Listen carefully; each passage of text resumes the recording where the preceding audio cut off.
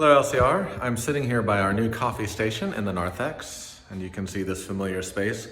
If you were here on Sunday, you know that we had our first return of donuts and coffee, and by having those donuts and coffee, we want to encourage fellowship and bringing people together in our community. So between the two services, we will have all the fancy coffee, the espresso machine, the cappuccinos, the Americanos, along with donuts and pastries.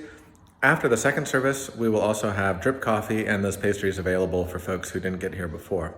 But the idea is we want to build community over some food and have folks mingle together and hopefully get a chance to talk to one another.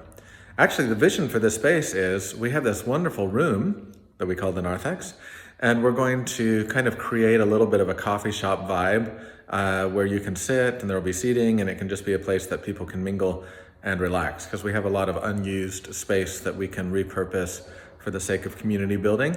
And whether we repurpose it again later, that will be a discussion. But I think for the next season of our church's life, we're going to create these spaces of connectivity. So I want to thank Cassie and I want to thank Jamie and Delaney. And then we're also going to bring in some of our developmentally disabled adults, including Nick and Amy, to help us starting in October. And it's going to be a great ministry of the church. I want to thank each of you that responded to my plea for Good Sam funds. We've received some of those, and that's going to help us continue in these months to the end of the year. And that becomes a wonderful way for us to care for our neighbors in need. So thank you for your generosity. It's making a difference for those who need our help.